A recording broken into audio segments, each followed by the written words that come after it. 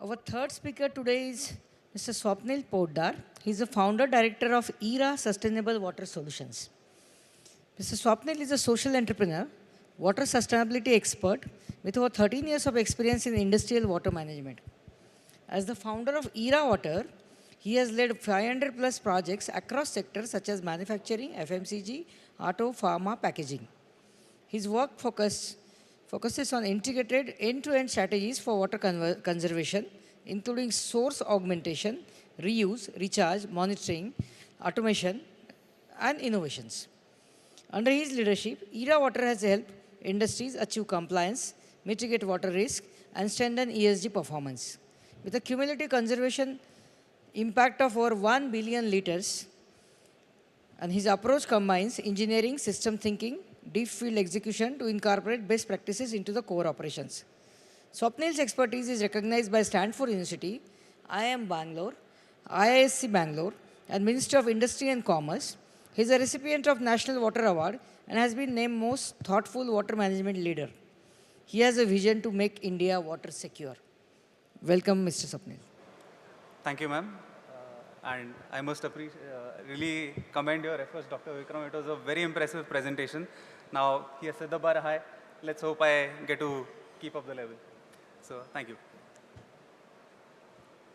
So, the topic for today is strategies for augmentation and sustainable water management. I'll show you quick visuals. If you notice, these are cracks. These are newly built constructed sites where we often see cracks. This is a natural terrain where you will see settlement, land getting settled. Again, structures. We tend to blame the contractor who has built it, but not many a times that is the reason. The phenomenon that we are seeing here is land subsidence. The land that we are living in right now, it is sinking into itself. We'll come to that point later. Just to give you a start, US's Geological Department has documented it very well. In the last about 50 years, the land has subsided by up to as much as 30 feet, 40 feet, where it was currently. Another one. It is very natural that the dry leaf will catch fire much easily. That is because of less moisture content in it. And it was evident in the LA fires last year. The forest burnt like matchsticks. With a small lint of fire, the forest was catching fire. Another example from India, landslides. Large masses of lands were just flowing away like water. Now, in all these three, there's a common denominator, and that is groundwater or water. So, subsidence in the first picture is because of excess groundwater extraction from the earth, and it causes irreversible damage where the land sinks in, it cannot rise up of its own. Next, wildfires, it is because the lesser moisture content in the earth on which the trees survive, and thereby lesser moisture in the tree content. Last is landslides. It is because of the rising temperatures, the upper crust of the earth is getting so dry, it is not resilient enough to take heavy rainfalls. And research has shown that about 8 out of 10 challenges are directly linked with water. This is a river from Pune, where I come from. 4 years ago, it was full, flowing up to the brim. And earlier this year, the riverbed was like this. One can walk past the riverbank to cross the river. So the situation is grim. We will come to why these problems occur and what are the mitigation measures. But the challenge is, there's a myriad of challenges. Somewhere there is a problem of availability of water, that is scarcity of water. At some places there is health of water is a concern. Somewhere distribution or inequitable distribution of water is a concern. So to put it a certain context to it, rain is the only source of water that we have. Once it is incident on the earth, we have two forms in which this fresh water is stored and reused. One is surface water, which flows in the form of rivers, and next is groundwater.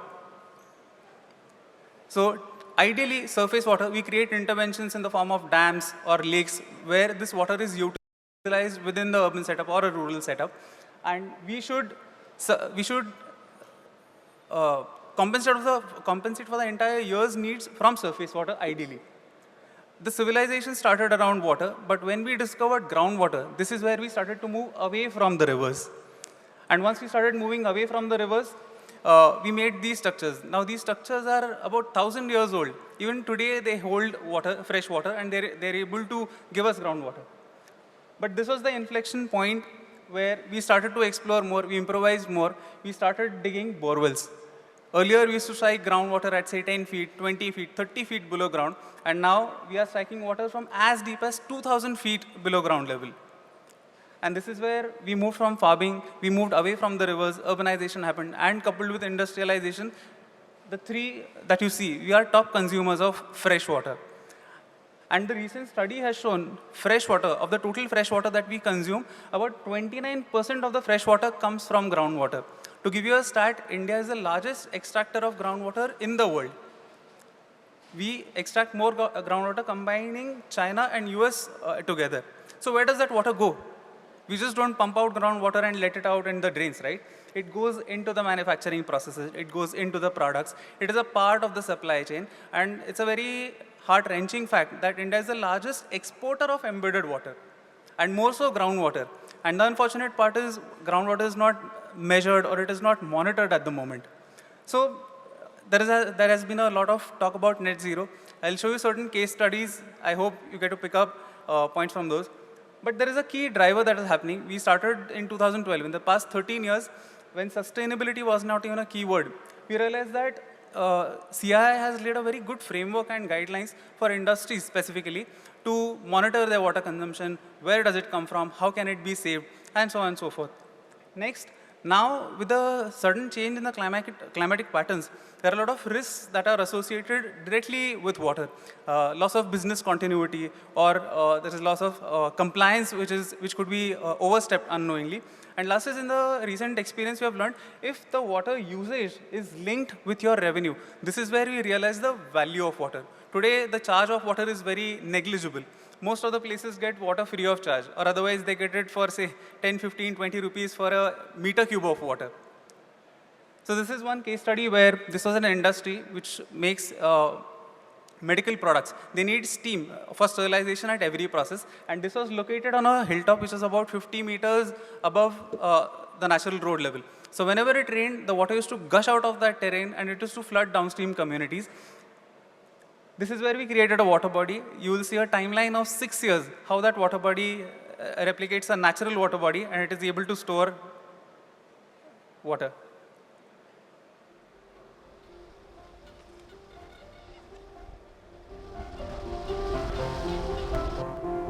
So it involved multiple studies. We did a hydrogeological assessment, we did a topographical assessment, and then an aerial assessment where we could identify that yes, this premise can hold a certain amount of water. Usually natural water bodies are formed by movement of tectonic plates or a meteor shower or some geological movements. So we tried to replicate that. We kept the strata natural as is. Runoff water from uphill was diverted to different recharge structures and then it passed to this place. The strata was retained. Since the water was carrying a lot of contaminants, we put in a automated aeration system which will increase the oxygen content of water. And over the next 5 years, earlier the water used to be, it has to have odor, color, a stench, it could not be really used. But over the next 3 years, the quality started to enhance naturally. Birds started to coming in. There was barely any animal in that premise. So birds don't come to large swimming pools, they come to natural water bodies. So this was a testament that yes, it is working. The capacity of this water body, since we had a challenge of space in the premise, we could tap 50 lakh liters of water within that premise, and with just 10 mm of rainfall, this entire water body gets filled up. So it fills around 20 times in a year. So otherwise, the water which used to run out of the property, now it is giving them 10 crore liters of fresh water.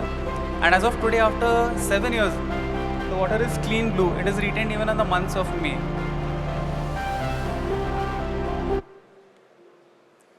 And recent tests have shown top 2 meter column of this natural water body is potable, which we had not anticipated, but that has shown a good result. Next, land remediation. Now this is linked to the landslides. This was a company in a drought zone area where the rainfall is about 250 mm, which is 1/3 of what we receive in the city like Hyderabad. This company was very aggressive on their growth and wanted to expand into the European market and also acquire a company, but they were lacking on their sustainability index. So we will show you how we transformed a barren piece of land within that premise into something like this. So earlier this was a scrapyard. The groundwater levels there were 560 feet below the ground. This was an agricultural land which had gone arid, which was sold to a company. After creating multiple interventions, after 7 years, the water table has stabilized up to about 30 to 40 meters below ground. The moisture in that soil has enhanced. That company planted a micro forest after about 6 years in the previous area, which was a scrapyard.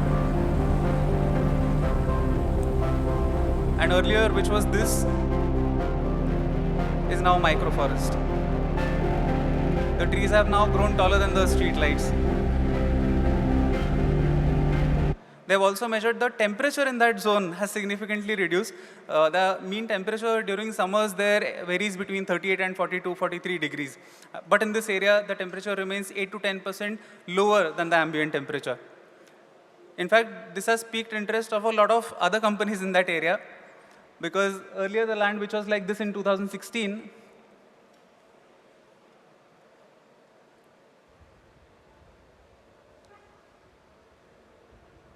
it has turned into a lush green premise now, without really having to water all the trees around the year. And just a small fact, all these trees or the vegetation, it sustains on the moisture which is anywhere between 6 and say 50 inches below ground. So you don't need to water the plants, so to say. This is a case of augmentation and reuse. At a lot of places, we encounter that the groundwater table is high. In that case, recharging, yes, it is a must, because we want to avoid that irreversible sinking in of the land.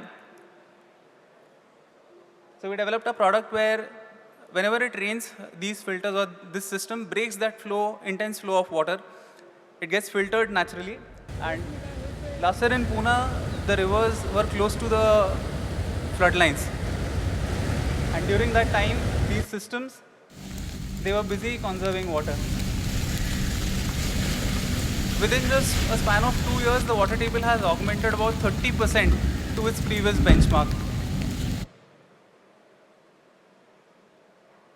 And with more IoT-enabled devices, we have been able to measure and monitor how much rainfall is incident, how much water is getting recharged, how much of it is overflowing the system.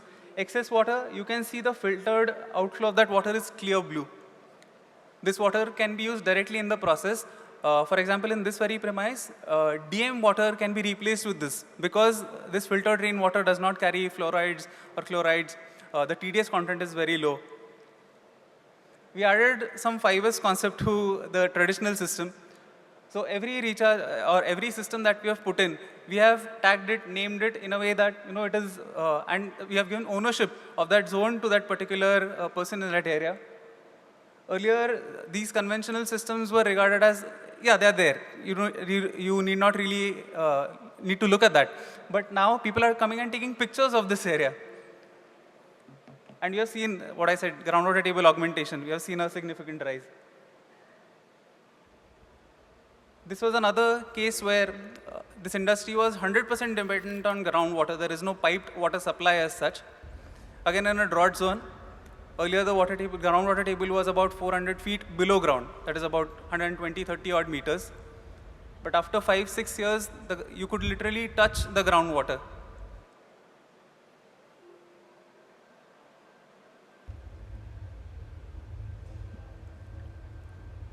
Now the company is able to suffice 70% of their annual water needs from this water body. Now it is also visible in satellite imagery.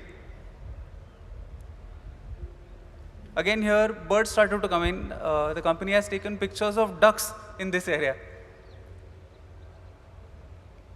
And if you notice in the background, the terrain is it has not changed much. It is quite harsh. And currently is this. This is a project very close to my heart, water source remediation.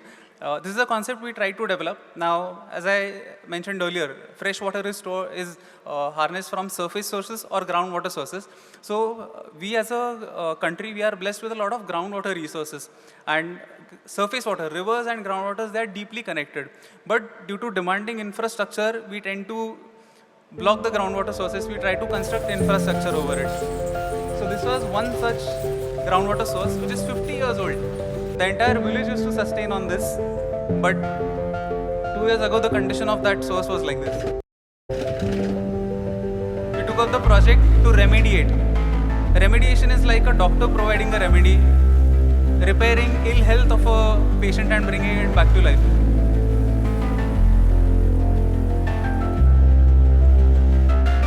We started with making the area accessible, dredging the entire debris, muck. We also found out a point source of sewage contamination that was being let out into it. All the streams that were flowing inside had gotten clogged. This was a huge mountain of debris that we had to extract out of it. Then we started flushing the contaminated water. It was a tough project.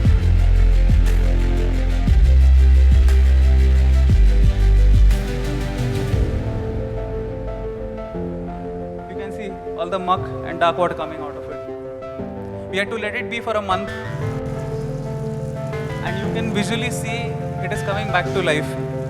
Groundwater, you can visually see the groundwater trickling in.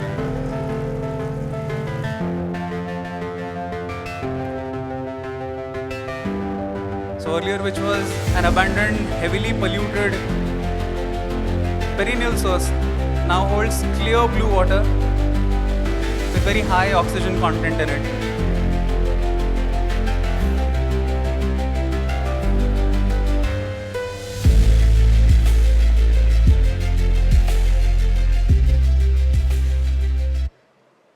And lastly, thank you.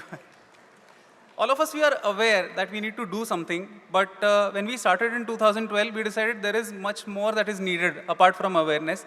We are very sensitive to money.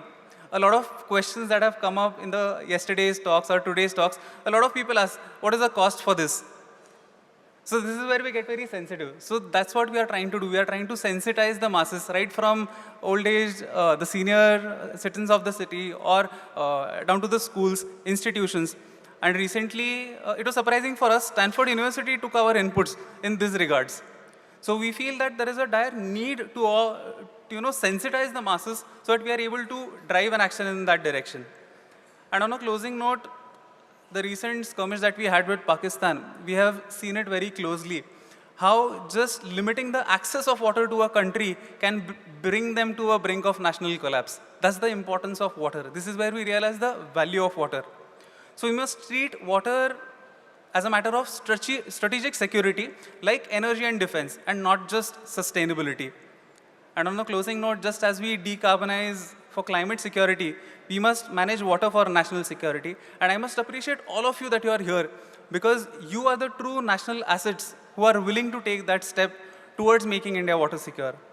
And thankfully, our efforts were appreciated a year and a half ago. We received National Water Award for conserving over 1 billion liters of water, and it has only compounded in the last 10 years. And we are trying to, now the next step that we are trying to experiment is, we are trying to derive hydrogen out of wastewater that is generated, which cannot be directly reused in the process. Let's hope we get there. And our vision is to make India water secure. It's a steep target, but I hope in our lifetime we'll be able to achieve it. Thank you so much for being a patient audience. Your feedback would be highly appreciated. That's the scan code. If you think any topic intrigues you, interests you, we would be happy to help you with that. Thank you so much. It's a great presentation. I think highly intriguing.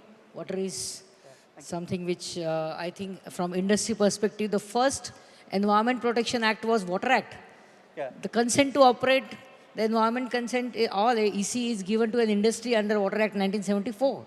Correct. So that is where we were supposed to respect water, avoid water pollution, but industry hasn't done the role responsibly. And that's where we have people to help us. And now I think it is the first thing to tackle is water in the West. Decarbonization, yes, technology, TRL levels, innovations will bring it. But water and West are the primary things to tackle. Any one or two quick questions? Because it was a very interesting session. I think I would request you all to interact with him in the lunch break also. Should I take a question? Yeah, quickly. Hello. Yeah, good afternoon, sir. I am Arvind from Godrej and Boys. I have one question. Because we don't have the space, we underground is rock, how we implement the rainwater implementation in the plant? You are seeing the multiple location, that is you have huge space, huge opportunities there. In our space, very less space with underground is in rock. How we are recharging the rainwater into the ground? Please give if any just suggestions, any solutions. Which place is your plant located? It's Bangalore, it's Okay. Karnataka. Okay, that's good. If you notice, one of the case studies where we made a water body, it was on a hilltop where the terrain was all rocky. So we have a conception that, if it is a hard terrain, water would not recharge. It's just that we have to do hydrogeological analysis and we have to recharge water at a particular depth. That is the outcome of it.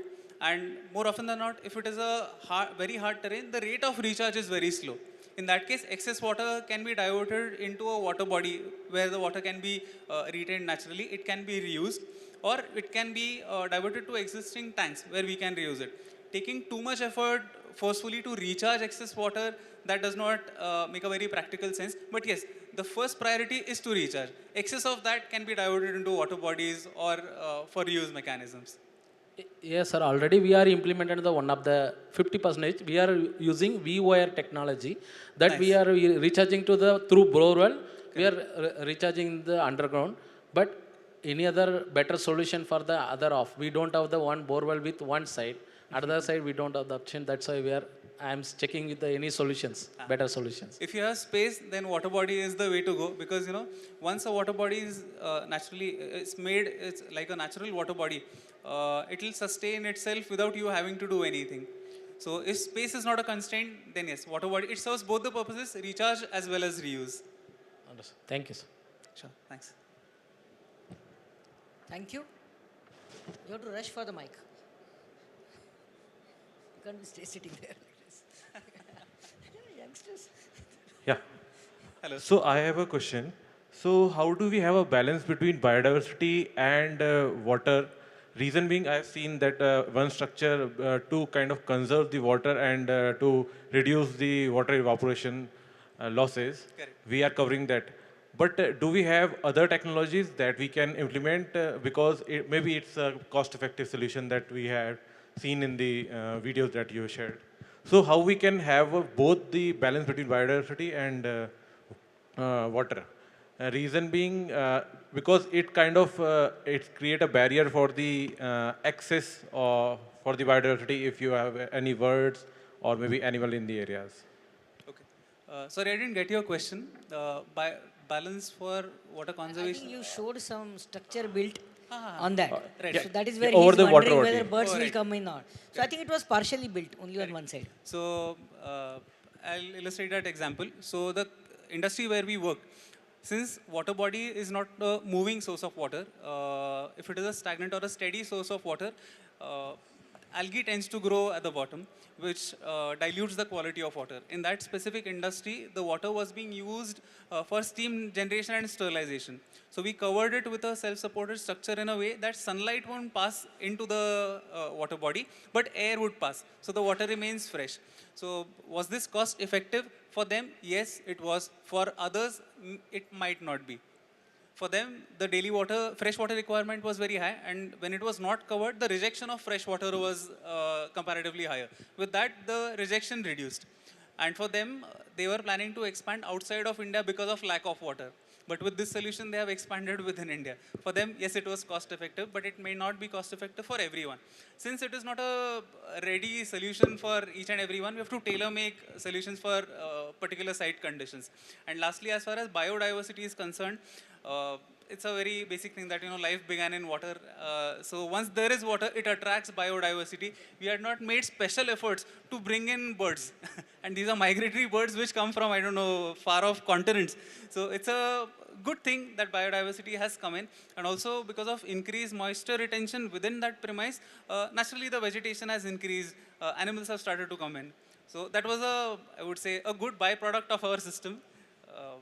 Yeah, thank Which you. creates a balance. Yeah, it depends on the availability of the land, because in our units we are also doing the same. So eventually, if we have a water body, eventually the migratory birds and all the things come into play. And the photo that you saw, the footprint of that water body was just 2,000 square meters. which saves about 50 lakh liters. So in their case, cost effectivity was much higher. Thank you. Thank you, Mr. Swapnil. And Professor Vikram Vishal is saying that you add a solar panel on that arch. So your sustainability, all KPIs will be met. Our next speaker is Mr. Ashok Jain. Ashok is the founder and the managing director of Terracon Ecotech Private Limited, a nature-based solutions company based in Mumbai. He holds postgraduate qualification in management and law from Mumbai University and a professional qualification of